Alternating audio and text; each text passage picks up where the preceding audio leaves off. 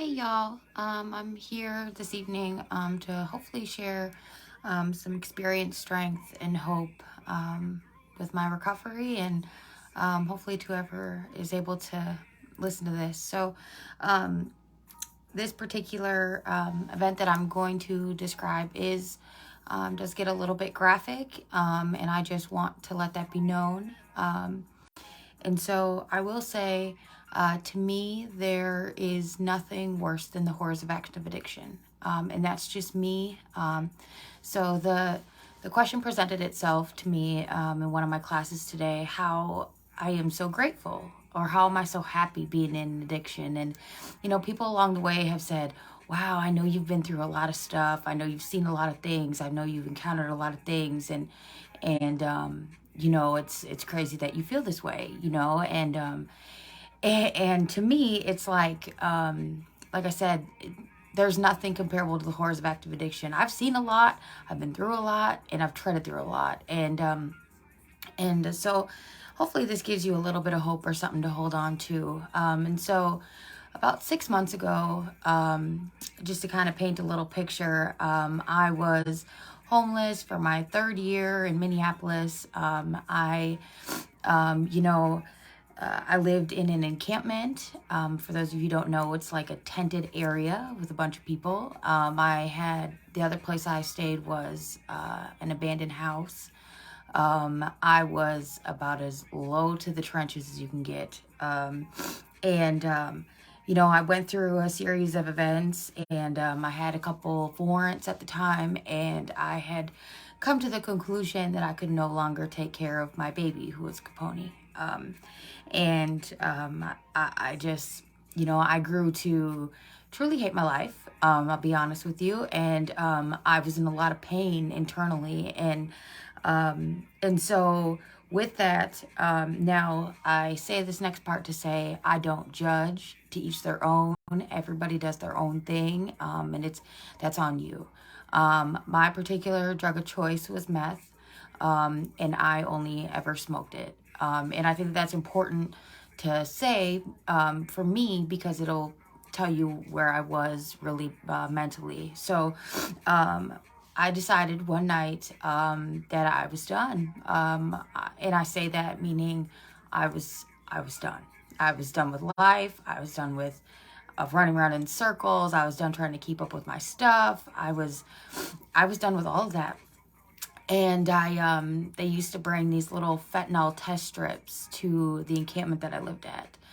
And I had gotten somebody to give me some Fetty, and I tested on this test strip. It was good to go. I drew it up in a needle, and I went across from the encampment were these dumpsters, right? And I knew enough that I didn't want to bring that trouble to people in the encampment. And so I walked over to the dumpsters, and I jumped in the dumpster. And because in my mind, I'll be honest, because in my mind, I should just, my body's good to go with the trash, really. And that's where I felt, and that's where I was. And man, thank God somebody had seen me going over there. And I'm telling you, I tried to be as discreet as possible. Somebody walked over there. They said, "What are you doing?" I said, "Oh, I'm just looking for something in the dumpster." And they said, "Are you okay? It doesn't look like you're okay." And I said, "I'm fine. Just go. I'm good." And they didn't.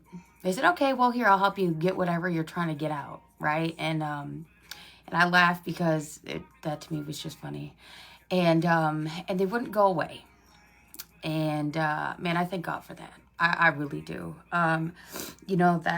So I ended up coming clean to that person that's what I was doing.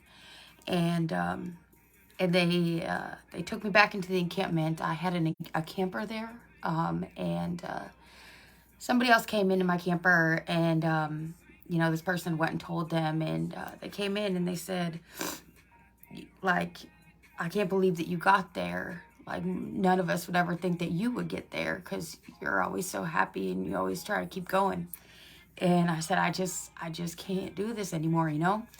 And so they told me, man, you're a light, man. I know you don't know this, but a lot of us look up to you. You know, you're always moving around. You're always trying to do something. And even when people give up, you're always like, no, no, no, don't. And so I'm thankful that that stuck with me.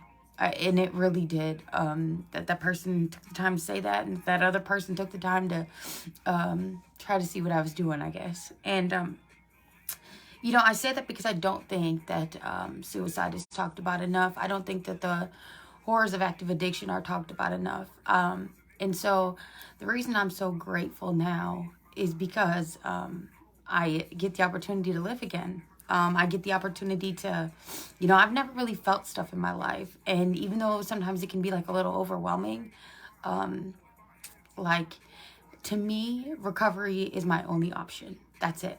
My like going out and back and using, going any of that mess is not, that's not, that's just not an option for me. And so, I have chosen to, live this recovery lifestyle, and I'm going to make it, the most of everything it can be. And I say that because I know firsthand what it's like to be in active addiction. I know all of the rough feelings that can come with that. I know the betrayal and man, I grew to resent everything I loved. Like everything, because if you loved anything in the streets, it would be taken from you. If people found out that you cared about something, that would have, you know, you would have been separated from it. And so I'm learning a lot of different things now being in recovery, and I refuse to let those negative things that got into my mentality and that helped try to destroy me, I refuse to let them active in my life now. And so I just say to you, you know, if you are out there struggling, if you are, you're not in the best place right now or something like that, no, you might be homeless, or, you know, you might have everything that you need or want, or, you know, whatever that looks like, you know, but just hold on. Just hold on. Hold on to the fact that there's more out there for you. Hold on to the fact that things will be different. Things can be different. You can make it in your mind that you want something different. And, you know, about 2 months to the day after I tried to do that, you know, I was blessed with an opportunity to live and to get out of that lifestyle. I never saw it coming. I never, ever, ever thought that I would be a recovering addict. I never thought that I'd be out of active addiction. I never thought I'd be sober. Like, never, ever, ever. And I am now. I'm 145 days clean now.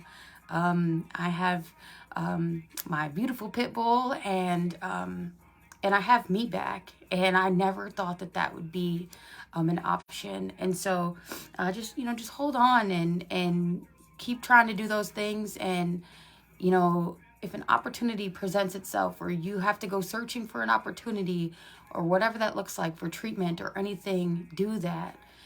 Because I promise you, the most beautiful gift you will ever be given is recovery. And so I just wanted to share that with y'all. And thank you so much for watching and for supporting my journey. Thank you.